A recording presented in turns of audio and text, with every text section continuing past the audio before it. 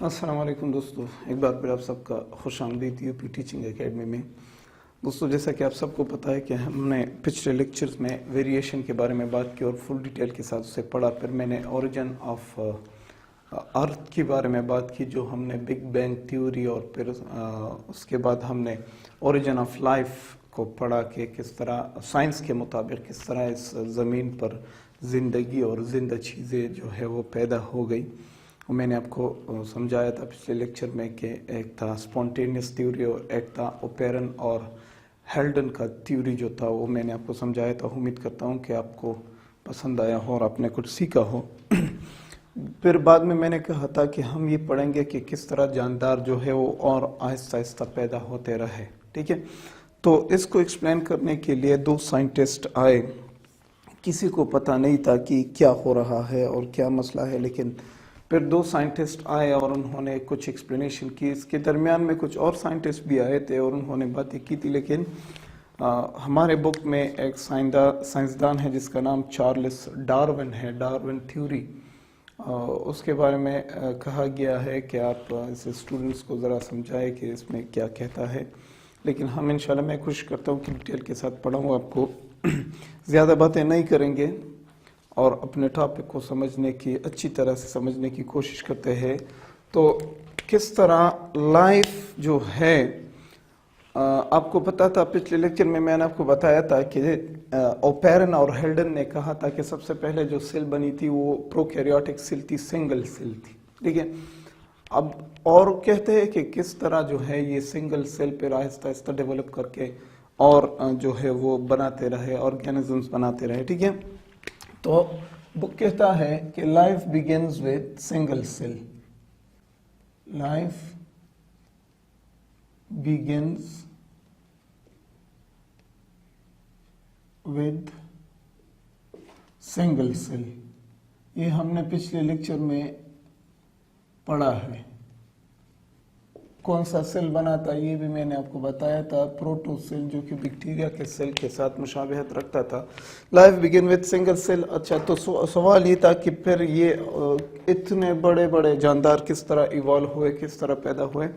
تو اس کو ایکسپلین کرنے کے لیے دو سائنٹسٹ جو کہ بہت مشہور ہے، ایک تھا لامارک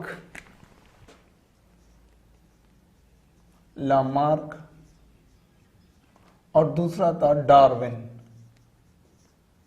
لامارک اور ڈارون، یہ دونوں سائنٹسٹ آئے اور انہوں نے لائف کے بارے میں کچھ باتیں کی جسے ہم ابھی پڑھیں گے۔ کوئی بات نہیں ہے، لیکن میں کوشش کرتا ہوں کہ الفاظ زیادہ استعمال نہ کروں اور آپ کو سمجھانے کی زیادہ کوشش کروں، ٹھیک ہے۔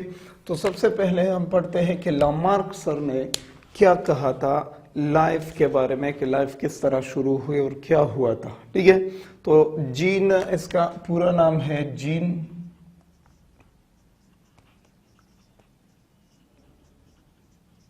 بیپٹسٹ لامارک، ٹھیک ہے، یہ ان کا پورا نام تھا۔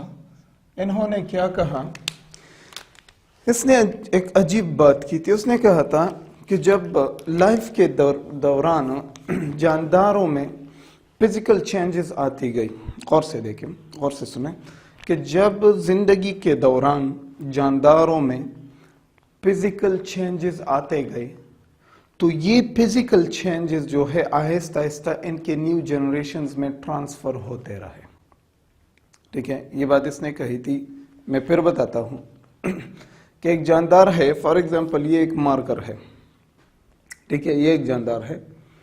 اگر زندگی کے دوران اس کے وجود کا ایک حصہ کھٹ کیا اس سے، تو اس میں تو فزیکل چینجز آ گئے، ٹھیک ہے۔ تو یہ فزیکل چینجز لامارک کے مطابق، یہ فزیکل چینجز اس کے آنے والے نسل میں ٹرانسفر ہو جائے گی اور اس نسل میں جو نیا پیدا ہوا اس میں یہ چینج ہوگی۔ تو یہ چینجز جو ہے جانداروں میں آتے ہیں تو ان کو ہی ہم ایوولوشن کہتے ہیں۔ تو ایوولوشن کہتا ہے کہ جانداروں میں چینجز آ رہے ہیں، ان سب کو ہم ایوولوشن کہتے ہیں۔ لامارک نے کہا کہ یہ ایوولوشن کس طرح آ گئی، نئے نئے جاندار کس طرح بن رہے ہیں۔ تو یہی اس نے کہا کہ جب جانداروں میں ٹھیک ہے کوئی فزیکل چینج آ جائے، اس نے ایک ایگزامپل دی تھی، ابھی میں سمجھاتا ہوں. کوئی فزیکل چینج آ جائے، فار ایگزامپل یہ ایک بندہ ہے اور اس سے یہ جو ہے ایک حصہ ہے اس کے باڈی کا یہ کٹ کیا، تو جب اس کا نیا بچہ پیدا ہوگا ٹھیک ہے تو اس بچے میں یہ جو ہے یہ نہیں ہوگا. تو آپ کہیں گے کہ سر اس کے پاس تو تھا پہلے اب بچے میں نہیں ہے. تو یہی تو ایوولوشن ہے کہ نئے نسل میں چینج آ جائے، اسے ایوولوشن کہتے ہیں. اوکے میں لکھ دیتا ہوں پھر آپ کو سمجھاتا ہوں کہ اس کی تھیوری کیوں غلط ثابت ہو گئی. ٹھیک ہے تو اس نے کہا کہ جو فزیکل چینجز ہیں ان کی وجہ سے کیا آ جاتے ہیں، ایوولوشنز آ جاتے ہیں. ٹھیک ہے لکھ دیتے ہیں یہاں کہ فزیکل چینجز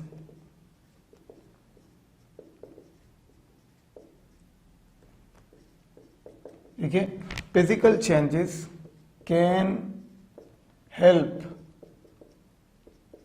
ان ایوولوشن. اب اس نے ایک ایگزامپلز دی. ٹھیک ہے اس نے کہا دیکھیے غور سے، چلو ایگزامپل سے پہلے میں ایک اور بات آپ کو سمجھاتا ہوں. اس نے کہا کہ اگر جاندار اپنے باڈی کے کسی حصے کو زیادہ استعمال کرے گا تو اس حصے میں اگر چینج آ جائیں تو یہ چینج آگے نسل میں ٹرانسفر ہو جائے گی. سمپل سی بات ہے. ٹھیک ہے if organism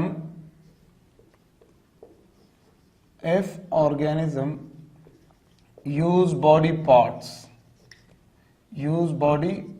اگر جاندار اپنے جسم کے حصے کو زیادہ استعمال کریں گے تو کیا ہوگا، then that part پھر اس پارٹ میں کیا آ جائے گا، will be changed. اس پارٹ میں کیا آ جائے گا، چینجز آ جائیں گے. and these changes can be transferred. تو یہ چینجز ٹرانسفر ہو سکتے ہیں فرام کس سے کس کو، from parents to offsprings. یہ چینجز جو ہے وہ پیرنٹس سے بچوں میں ٹرانسفر ہو سکتے ہیں. اوکے اپنے بات کو ثابت کرنے کے لیے اس نے ایک ایگزامپل لیا، اور ایگزامپل کس چیز کا لیا، کیمیلو پیراڈولس کا، جسے ہم زرافہ کہتے ہیں، جرافی جو ہے، جرافی زرافہ جسے ہم کہتے ہیں. دیکھیے ایگزامپل کے تھرو سمجھاتا ہوں. زمین پر غور سے دیکھیے، اگر یہ زمین تھا اس وقت تو زمین پر چھوٹے چھوٹے پودے تھے. زمین پر کیا تھے دوستو، چھوٹے چھوٹے پودے. اور یہ جو زرافہ تھے یہ انہی چھوٹے چھوٹے پودوں کو کھاتے تھے. ٹھیک ہے زرافہ انہی چھوٹے چھوٹے پودوں کو کھاتے تھے اس طرح. تو اس کے مطابق کیا ہوا، اس زرافہ کا جو نک ہے یہ اتنا لمبا کیسا ہوا، زرافہ کا جو نک ہے یہ کس طرح اتنا لمبا ہوا. تو اس نے کہا کہ یار ایسا ہوا کہ زمین کے اوپر جو ہے وہ اس طرح ایک مسئلہ آیا تھا. مسئلہ یہ تھا کہ جو چھوٹے چھوٹے پودے تھے یہ آہستہ آہستہ ختم ہوتے رہے اور لمبے لمبے پودے موجود تھے، لمبے لمبے پودے موجود تھے. تو جب پودوں میں چینجز آ گئے اور زمین کے اوپر چھوٹے درخت اور چھوٹے پودے ختم ہوئے تو یہ جو زرافہ تھے یہ اپنے گردن کو کھینچ کر ان پودوں کو پہنچنے کی کوشش کر رہے تھے. تو آہستہ آہستہ ان میں جو ہے وہ کیا آ گئی، ان میں بھی آہستہ آہستہ چینجز آ گئی. یہ ایک زرافہ میں بناتا ہوں، یہ کیا کر رہے تھے، یہ آہستہ آہستہ اپنے گردن کو اس طرح کھینچ رہے تھے تاکہ ان پودوں کو پہنچنے کی کوشش کرے. تو جب یہ اپنے آپ کو ان پودوں تک پہنچانے میں لگے تھے تو ان کا گردن آہستہ آہستہ کیا ہوتا رہا، لمبا ہوتا رہا. اس طرح کر رہے تھے تو ان کا گردن جو ہے وہ آہستہ آہستہ لمبا ہوتا رہا. تو جب لمبا ہوتا رہا، اب اگر اس زرافہ سے بچہ پیدا ہوگا، ٹھیک ہے، اس کے مطابق اگر یہ زرافہ ریپروڈکشن کرے گا تو اس کے بچے کا جو گردن کی لمبائی ہے وہ اس کی طرح ہوگی، اس کی طرح نہیں ہوگی، ٹھیک ہے۔ تو یہاں پر زرافہ جو ہے اس کے گردن کا لینتھ کم ہے، یہاں پر زرافہ کے گردن کا لینتھ زیادہ ہے۔ تو جب زرافہ کے گردن کے لینتھ میں چینج آ گیا تو یہ چینج جا کر آگے نسل میں ٹرانسفر ہو جائے گی۔ تو جب چینج آگے نسل میں ٹرانسفر ہو جائے گی تو آگے والا جو نسل ہے وہ ان سے چینج ہوگا، ان سے ایوالو ہوگا۔ اس نے یہ بات کہی کہ فزیکل چینجز، دیکھیں یہ ایک فزیکل چینج ہے، یہ تو اس طرح پیدا ہوا تھا، گردن چھوٹی تھی، لیکن زندگی کے دوران جب زمین پر چینج آ گئے تو انہوں نے اپنے آپ کو اڈاپٹ کیا، انہوں نے اپنے آپ کو چینج کیا، اپنے گردن جو اوپر درخت تھے تو ان کو پہنچنے کی کوشش کر رہے تھے، تو پہنچنے کی کوشش میں یہ اپنے گردن کو اس طرح کھینچ رہے تھے تو ان کا گردن جو ہے وہ لمبا ہو گیا۔ تو جب گردن لمبا ہو گیا تو اس لمبے گردن والے زرافہ سے جو بچے پیدا ہوئے تو ان کے گردن لمبے تھے۔ اس کے مطابق چارلس جو ہے لامارک کے مطابق یہ ہوا تھا۔ تو اسی طریقے سے جاندار کیا کر گئے؟ ایوالو کر گئے، یہ زرافہ جو ہے یہ ایوالو کر گئے، ان میں چینجز آ گئے، ٹھیک ہے۔ لیکن پھر بات ایسی آئی، لوگوں نے کہا کہ یار یہ تم کیا کہہ رہے، بات ایسی نہیں ہے۔ آپ کو سمجھاتا ہوں، اگر میں اپنے دونوں کے کانوں کے ساتھ پیدا ہوا ہوں، ٹھیک ہے، جینیٹیکلی میرے دونوں کان موجود ہیں، لیکن اگر زندگی کے دوران میرا یہ کان کٹ جائے، ٹھیک ہے، اور میں شادی کروں اور پھر میرا بچہ پیدا ہو جائے، تو کیا میرے بچے میں دونوں کان ہوں گے یا ایک کان ہوگا؟ سر دونوں ہوں گے۔ کیوں؟ کیونکہ جب میں پیدا ہوا تھا جینیٹیکلی مجھ میں تو جینز موجود ہے، اب یہ جینز میرے بچے میں ٹرانسفر ہو گئے، میرے بچے میں تو دونوں کان موجود ہوں گے، ایسا نہیں ہوگا، ٹھیک ہے۔ تو یہ بات پھر آہستہ آہستہ غلط ہو گئی۔ دوسرا ایگزامپل آپ کو دیتا ہوں، ایک بچہ پیدا ہوا اور تقریباً 16 17 18 20 سال تک وہ بہت لین تھا، کمزور تھا، لیکن 20 سال یا 25 سال کی عمر میں اس نے باڈی بلڈنگ شروع کی۔ جب اس نے باڈی بلڈنگ شروع کی 10-15 سال باڈی بلڈنگ کے بعد اس کے مسلز اتنے بڑے بڑے ہوتے گئے اور وہ بہت ہی ہٹا کٹا ہو گیا، بہت بڑا باڈی کا سائز جو ہے وہ بہت بڑھ گیا، ٹھیک ہے۔ اب اسی دوران اس نے شادی کی، تو جب اس نے شادی کی تو اس کے باڈی کے اندر اس کے جینز میں جو تو ہے وہ لین باڈی کے جو سٹرکچر ہے وہ موجود ہے، ٹھیک ہے۔ جب وہی جین بچے میں ٹرانسفر ہوں گے تو بچہ بھی لین پیدا ہوگا، ایسا نہیں کہ بچہ بھی باڈی بلڈر پیدا ہوگا، ٹھیک ہے۔ یہ ایگزامپل ہے۔ تو جب اس نے کہا کہ زندگی کے دوران جو فزیکل چینجز آ جاتے ہیں انسانوں میں یا جانداروں میں، تو یہ فزیکل چینجز آہستہ آہستہ جو ہے وہ بچوں میں ان کی آئندہ نسل میں جو ہے وہ ٹرانسفر ہو جاتی ہے، اور پھر جب ٹرانسفر ہوگی تو یہ نسل اور وہ نسل ایک دوسرے سے الگ ہوں گے، ان میں ایوولوشن پائے جائے گی۔ تو اس کے مطابق جو ایوولوشن ہے یہ اس طرح آیا تھا کہ جانداروں میں فزیکل چینجز آتے گئے اور پھر فزیکل چینجز کے بعد جو ہے وہ ایوالو کر گئے، ٹھیک ہے۔ تو یہ ایک ایگزامپل میں نے آپ کو دیا جین بیپٹسٹ لامارک کی تھیوری کا، اس نے یہ کہا تھا۔ پھر آ گیا ہمارا دوست جو ہے وہ چارلس ڈارون۔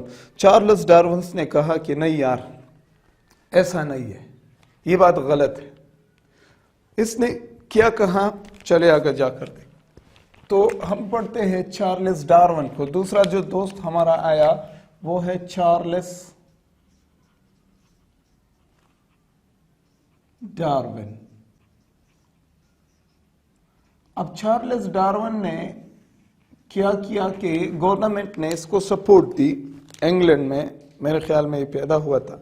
گورنمنٹ نے اس کو سپورٹ دی کہ یار تم جاؤ گھومو پھرو اور دنیا کا چکر لگاؤ اور ہمیں سمجھاؤ کہ اصل میں کیا ہو رہا ہے، جاندار کیوں ایوالو ہو رہے ہیں، کس طرح یہ جو سنگل سیل سے جاندار پیدا ہوئے کس طرح آہستہ آہستہ بڑھ رہے ہیں، ان کی تعداد جو ہے ان کی شیپس چینج ہو رہے ہیں، ان کی باڈی کے سائزز چینج ہو رہے ہیں، یہ کیا ہو رہا ہے۔ تو چارلس ڈارون نے دنیا کا جو ہے ٹرپ لگایا، ٹرپ آف دا ورلڈ، دنیا ساری دنیا میں گھوما، ٹرپ آف ورلڈ، ٹھیک ہے، تقریباً 20 یا 26 سال کی عمر میں اس نے دنیا کا چکر لگانا شروع کیا۔ حکومت نے اس کو سپورٹ دی کہ تم جاؤ اور نیچر کو ڈھونڈو کہ کیا ہو رہا ہے۔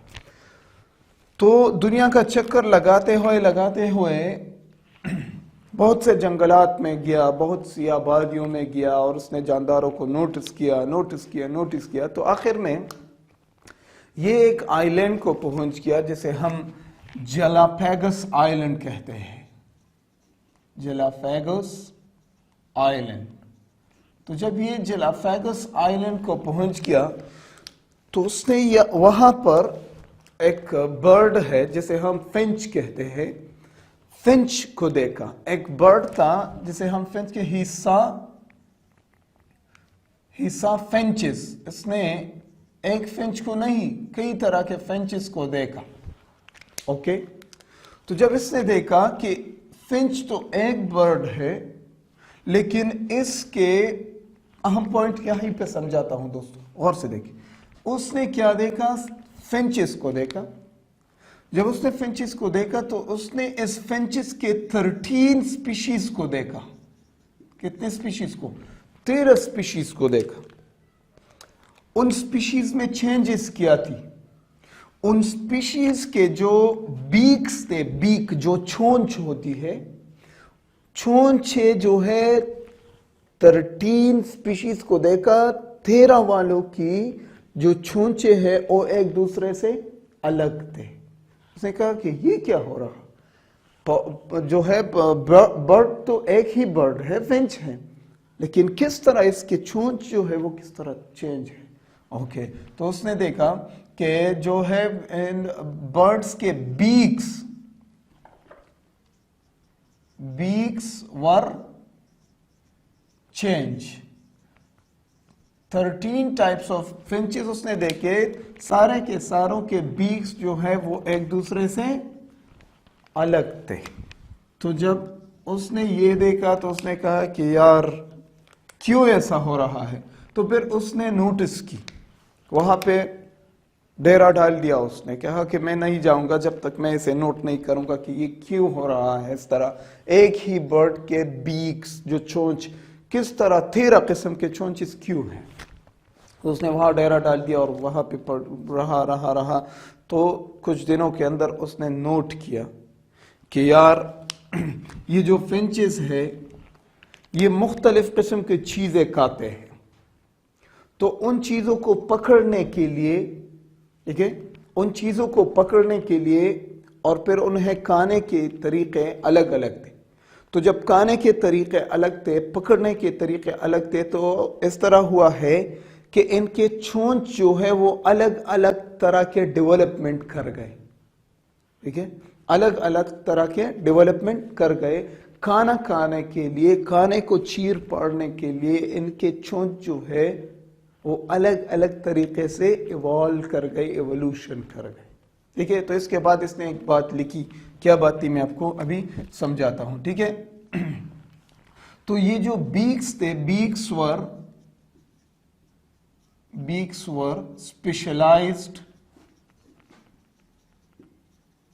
specialized for what? Specialized for food. کھانے کے لیے ان کے جو بیکس تھے وہ اسپیشلائزڈ ہو گئے تھے۔ تو اس نے ایک بات کہی کہ یار ایسا نہیں ہے کہ 13 قسم کے فنچز ہے۔ اس نے کہا ایسا ہے کہ جو فنچز ہے یہ سنگل سپیشی تھا فنچ کا، اور اسی سنگل سپیشی سے جا کر 13 ٹائپس بن گئے، ٹھیک ہے۔ اسی ایک سنگل سپیشی میں 13 قسم کے چونچز بننا شروع ہو گئے۔ تو سنگل سپیشی سے 13 سپیشیز بن گئے اکارڈنگ ٹو چونچ، اکارڈنگ ٹو بیکس کو مد نظر رکھتے ہوئے اس نے کہا کہ نہیں ایسا نہیں ہے۔ یہی ایک برڈ تھا، اور اس ایک برڈ میں جب اس کے بچے پیدا ہوتے رہے تو بچے جب خوراک کی تلاش میں نکل گئے تو کسی کو کوئی چیز ملا، کسی کو کوئی چیز ملا، کسی کو کوئی چیز ملا، تو ان چیزوں کو کھانے کے طریقے بھی الگ الگ تھے. تو ایسا ہوا کہ ان کے چونچ میں ان چیزوں، ان خوراک کے مطابق ان کے چونچ میں جو ہے چینجز آ گئے، اور ان کے چونچز جو ہے وہ ایوالو ہو گئے اپنے انسسٹرز سے. تو یہ جو سنگل برڈ تھا یہ ان کا انسسٹر تھا، ان کے آباء و اجداد تھے، اور ان کے آباء و اجداد سے یہ بالکل الگ ہے. کیوں؟ خوراک کی تلاش میں جب یہ نکلے تو ان کو مختلف چیزیں ملتے رہے، اور ان مختلف چیزوں کو کھانے کے لیے ان کے چونچ میں جو ہے وہ آہستہ آہستہ چینجز آتے رہے. تو اس نے یہی کہا کہ یہ جو آج کل کے کتنے بھی جاندار ہیں، آج کل کتنے بھی جاندار ہے، تو یہ جاندار جو ہے یہ اپنے پرانے زمانے میں ان کا ایک ہی جو ہے وہ کیا کہہ سکتے ہیں ہم، ان کا ایک ہی سنگل پیرنٹ تھا. سمپل الفاظ میں آپ کو سمجھاتا ہوں، ان کا ایک ہی سنگل پیرنٹ تھا، اور اسی سنگل جاندار سے یہ جو جتنے بھی جاندار ہی یا آہستہ آہستہ مختلف جگہوں کو چلے گئے، مختلف طریقے سے کھانے کھا گئے، مختلف طریقے سے ریپروڈکشنز کرتے گئے، اور آخر ان میں جو ہے وہ چینجز آتی رہی. لیکن ان سب جانداروں کا ایک ہی انسیسٹر ہے، اور ان انسیسٹر سے یہ آہستہ آہستہ ایوالو کر گئے. اس نے یہ بھی کہا تھا کہ جو انسان ہے یہ ان کا انسیسٹر جو تھا وہ سب سے پہلے منکی تھا. انسان جو ہے وہ منکی سے ایوالو ہو گیا ہے، تب جا کے آہستہ آہستہ منکیز تھے اور جنگلات میں رہتے تھے، پھر آہستہ آہستہ ان کے کھانے کے طریقے بدل گئے، اور پھر رہنے کی جگہ بدل گئے، اور زمین کی طرف آ گئے، اور پھر ان میں آہستہ آہستہ باڈی سٹرکچرز میں چینجز آ گئے، اور پھر آہستہ آہستہ جا کر انسان بن گیا. تو انسان کا جو انسسٹر ہے، یہ بھی اس نے کہا کہ انسان کا انسسٹر جو ہے وہ منکی تھا اس کے مطابق. تو چارلس ڈارون نے یہ کہا. پھر کیا ہوا دوستو کہ چارلس ڈارون نے جب آئلینڈ سے واپس سیکھی تو 1859 میں 1859 میں اس نے ایک بک لکھا.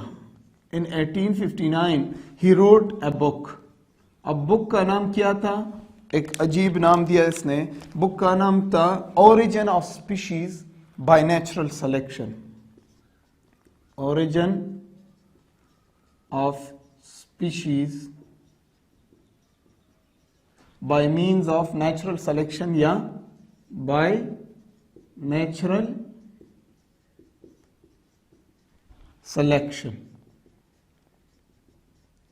اس کتاب میں اس نے 5 اہم پوائنٹس لکھے ہیں. Origin of Species by means of natural selection میں اس نے 5 اہم پوائنٹس لکھے ہیں. کون کون سے پوائنٹس ہیں؟ نمبر 1 غور سے دیکھیں. میں اس بک کے پوائنٹس آپ کو سمجھاتا ہوں کہ کس طرح جانداروں میں جو ہے وہ ایوولوشنز آتے گئے. پہلا جو پوائنٹ ہے وہ پوائنٹ کیا تھا، چلے دیکھتے ہیں. ٹھیک ہے، فرسٹ پوائنٹ نمبر 1 اس بک کے مطابق پہلا پوائنٹ تھا اوور پروڈکشن. ٹھیک ہے دوستوں، کیا تھا؟ Over production. اس کے مطابق یہ کہتا ہے کہ اگر جانداروں نے ریپروڈکشن زیادہ کی، ٹھیک ہے، جانداروں نے کیا کیا؟ جاندار ریپروڈیوس ہوتے رہے. ایک ہی جاندار تھا اور اس نے بار بار جو ہے وہ ریپروڈکشن کی. تو جب بار بار ریپروڈکشن کی تو یہ اس کے بچے جو ہے، اس کی نسل جو ہے، آفسپرنگ جو ہے، وہ بھی بار بار ریپروڈکشن کرتے رہے. تو ان کے زیادہ بچے پیدا ہوئے، اور یہ جو زیادہ بچے ہیں یہ مختلف علاقوں میں چلے گئے، اور ان کے اپنے طریقے بن گئے، اور ان کے مطابق وہ کیا کر گئی؟ ایوالو کر گئی، ایوولوشن ہو گئی ان کی. ٹھیک ہے، تو اس کے بک میں پہلا جو پوائنٹ ہے وہ اوور پروڈکشن ہے. تو اس کے مطابق، چارلس ڈارون کے مطابق، ایوولوشن کی سب سے بڑی وجہ، جاندار جو بدل گئے اپنے انسسٹر سے، جانداروں میں تبدیلی آ گئی، اس کی سب سے اہم وجہ جو ہے وہ اوور پروڈکشن ہے، اوور ریپروڈکشن یا اوور پروڈکشن ہے. ٹھیک ہے، اوکے. دوسرا جو پوائنٹ تھا اس کا کمپٹیشن.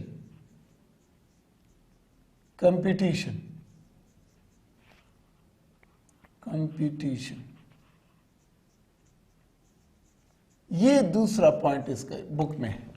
دیکھیں دوستو، میں آپ کو ابھی سمجھاتا ہوں. ایک ڈاگ ہے, ٹھیک ہے, اب اس ڈاگ کے 8 پاپیز پیدا ہوئے. کتنے پاپیز؟ 8 پاپیز. اس نے ریپروڈکشن کی اور اس کے 8 پاپیز پیدا ہوئے. ٹھیک ہے, اب یہ 8 پاپیز, ٹھیک ہے, یہ 8 پاپیز جو ہے یہ اپنے امی کا, اپنے ماں کا دودھ پینے کے لیے ایک دوسرے سے مقابلہ کریں گے. اس کی ماں جو خوراک لے آتی ہے یہ سارے کے سارے اس کے لیے مقابلہ کریں گے نا, اس خوراک کو اٹھانے کے لیے, کھانے کے لیے مقابلہ کریں گے ایک دوسرے سے. اپنے ماں کی گود میں بیٹھنے کے لیے یہ سارے کے سارے ایک دوسرے سے مقابلہ کریں گے. ٹھیک ہے, گھر تک پہنچنے کے لیے یہ سارے کے سارے ایک دوسرے کا مقابلہ کریں گے.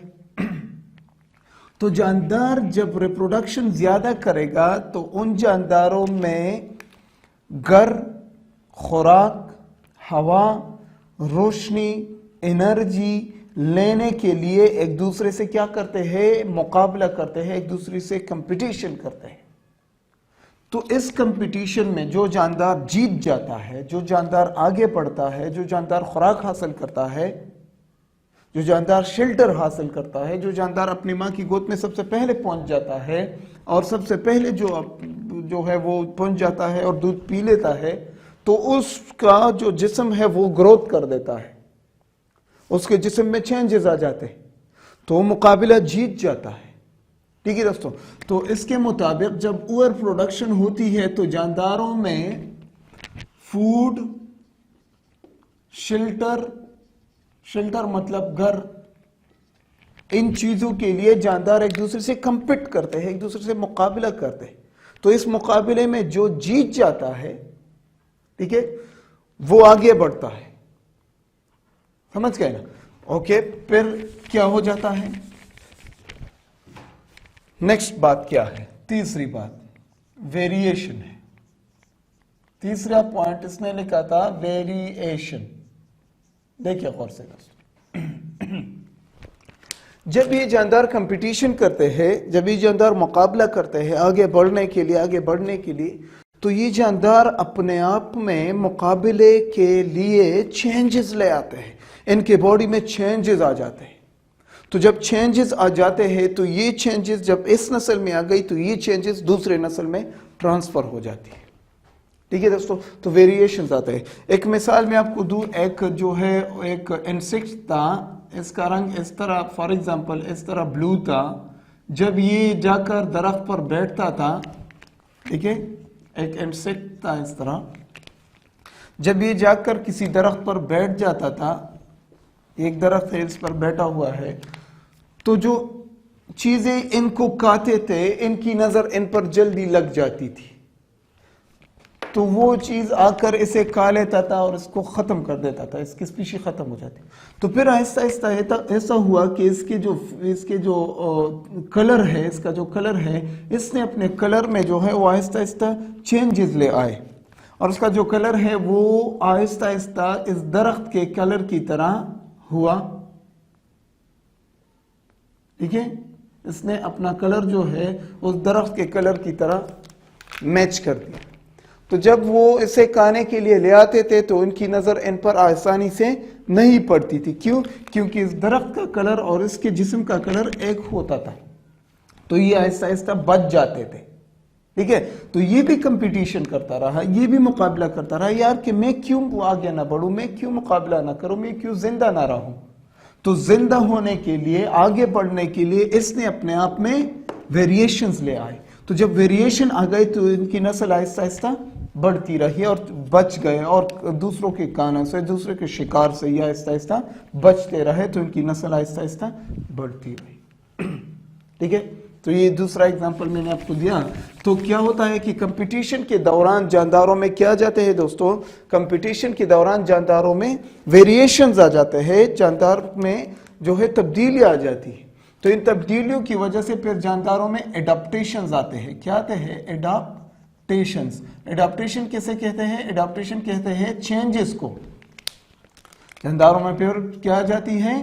چینجز آ جاتی ہے. تو جب جاندار چینج ہو جائے آہستہ آہستہ سالوں کے دوران جاندار چینج ہو جائے تو پھر یہی جاندار جو ہے اگر اس نے اپنے آپ کو چینج کیا تو پھر لاسٹ پوائنٹ اس نے لکھا تھا survival of fittest. Survival of fittest.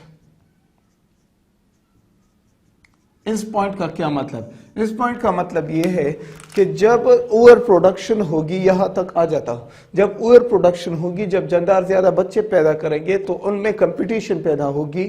Competition کس کے لیے؟ ان چیزوں کے لیے یہ کمپٹ کریں گے. تو جب کمپٹیشن کرتے ہیں تو کمپٹیشن کے دوران ان میں ویریشنز آ جاتے ہیں، ان میں چینجز آ جاتے ہیں. تو ان چینجز کی وجہ سے ان میں اڈاپٹیشنز آ جاتے ہیں، ان کے باڈی سٹرکچر میں، ان کے باڈی نیچر میں. ان کو سختیاں سہنے کے لیے جو ہے وہ پیاس سہنے کے لیے ان میں چینجز آ جاتے ہیں. تو جب چینجز آ جائے تو وہ سروائیو کریں گے، وہ زندہ رہیں گے. اگر کوئی جاندار کمپٹ نہ کر سکا، مقابلہ نہ کر سکا، تو اس میں ویریشنز نہیں آئیں گے. تو ویریشنز جب نہیں آئیں گے وہ اڈاپٹیشن نہیں کریں گے. تو جب اڈاپٹیشن نہیں کریں گے وہ سروائیو نہیں کر سکیں گے. تو پھر جب سروائیو نہیں کریں گے وہ ختم ہو جائیں گے. تو جب ختم ہو جائیں گے ان کے آگے اسپیشیز بھی ختم ہو جائیں گی. تو جو سروائیو کر گیا وہ تو ویریشن والا تھا. دیکھیں اس میں چینجز آ گئے اور یہ چینجز جا کر انہی چینجز کے ساتھ اس نے سروائیو کیا اور یہ زندہ گھومتا رہا. تو جب یہ نیا نسل پیدا کرے گا تو یہ چینجز اس میں ٹرانسفر ہو جائیں گے. وہ جاندار اپنے آبا و اجداد انسسٹر سے ایوالو ہوگا، اس میں چینجز ہوں گی. تو یہ 5 اہم پوائنٹس چارلس ڈارون نے اپنے بک میں لکھی کہ ان کو مد نظر رکھتے ہوئے جانداروں میں چینجز آتے رہے اور آہستہ آہستہ یہ اتنا جو ہے ڈائیورسٹی آف آرگینزمز آہستہ آہستہ کریٹ ہو گئے. ٹھیک ہے دوستو، تو یہ تھا جو ہے وہ چارلس ڈارون کے بارے میں ہمارے بک میں کچھ باتیں دی گئی تھی، وہ میں نے آپ کو سمجھایا. اور اس کی جو کمپٹیشن اور ویریشن، یہ باتیں 5 اہم نکات اس نے اپنے بک میں لکھے تھے. Origin of species by means of natural selection. تو یہاں پر میرے خیال میں ہمارا جو انہیریٹنس والا چپٹر ہے وہ ختم ہو جاتا ہے. اب آگے جا کر میں کوشش کروں گا کہ دوسرا چپٹر سٹارٹ کروں. آپ سے ریکویسٹ ہے کہ آپ مجھے کمنٹ سیکشن میں بتائیں کہ میں کون سا چپٹر سٹارٹ کروں. ٹھیک ہے، تب تک کے لیے اللہ حافظ.